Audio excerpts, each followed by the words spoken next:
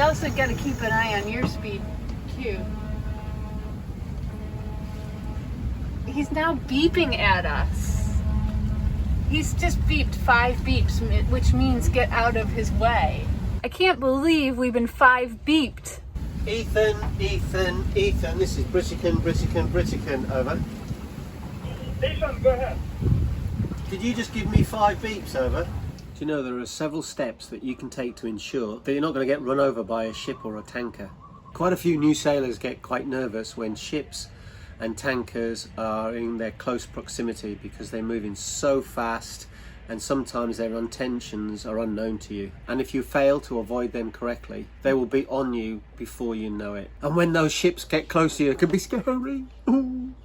No, seriously, it can be scary. Hi, I'm Simon from Britican, and me and my family help new sailors become confident cruisers. So how can you make sure that you're not going to get run over by a cruise liner or a ship out there on the water? So watch this video, and at the end I will provide you what we do on Britican when we're in close proximity with ships.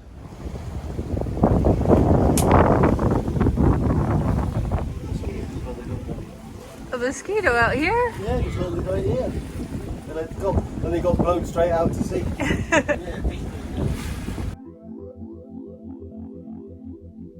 This is Saba, Britican, over.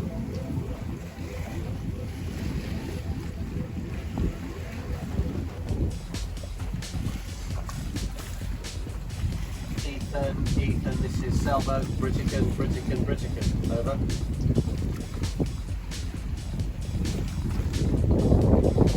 I was calling that boat right there. I think it might be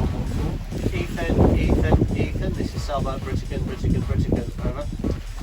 Yes, go ahead. We're the sailboat on your port side. Just your rotation on AIS, we're getting pretty close, so I'm going to go behind you, over. Yes, I am southbound to your port side about 11 o'clock. You proceed, I will go behind you, over. Okay, now my long is boarding. I should call you back. Okay, I'll keep my course going, I'll wait on. Okay, so that boat out there is Ethan, and our CPA, which is how close we're going to be at the closest point, is ranging from 4 meters to 200 meters, which is way too close.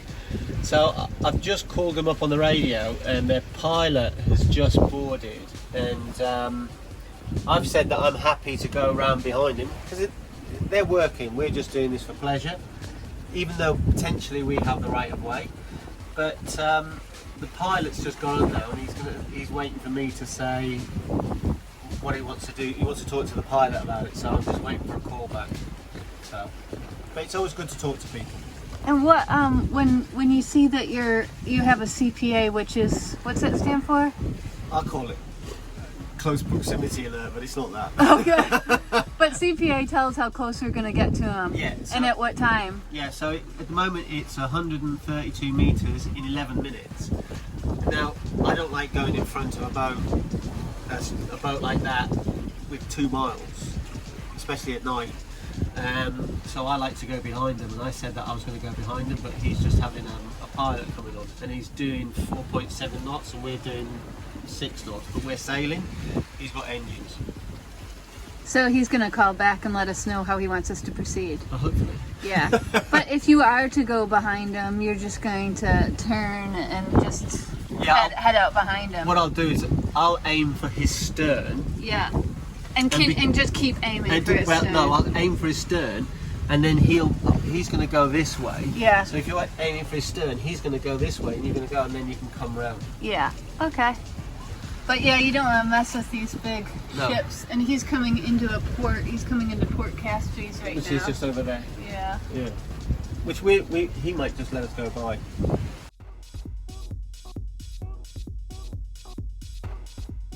The CPA is increasing, but that's basically because we've gone from 5.5 to 6.5 knots. I'm still waiting for him to give me a call. He knows we're here. We've talked to him. He's seen us. He knows where we are. So that is good that we're communicating. But he's just stopped communicating to me now. The CPA is That we're going to be in front of him. Well, we'll be at the closest point, which Oh, will be okay. 400 metres away. Okay. As long as it doesn't go below 400, I'll be okay because he's only doing 4 knots and we're doing 6, 8. We do have a bit of a squall coming though, it looks like over Yeah. there. It's quite squally today. Doesn't look like he's close on the camera, but feels pretty close. You can see here everything's kind of blinking. So Simon's trying to call him again. Ethan, Britican, over.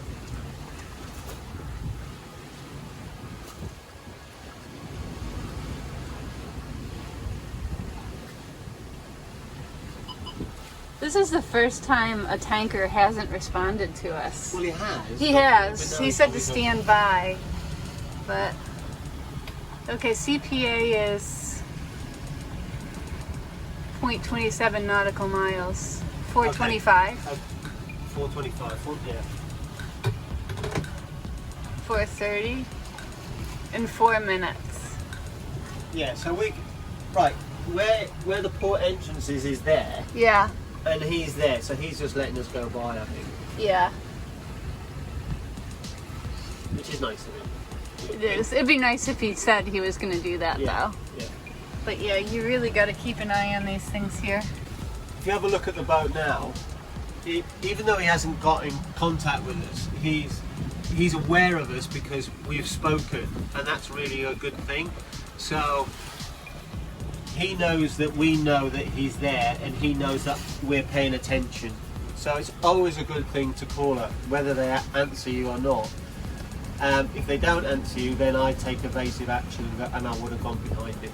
But because he knows I'm here, he's aware of us, so I'm quite happy to go in front of him.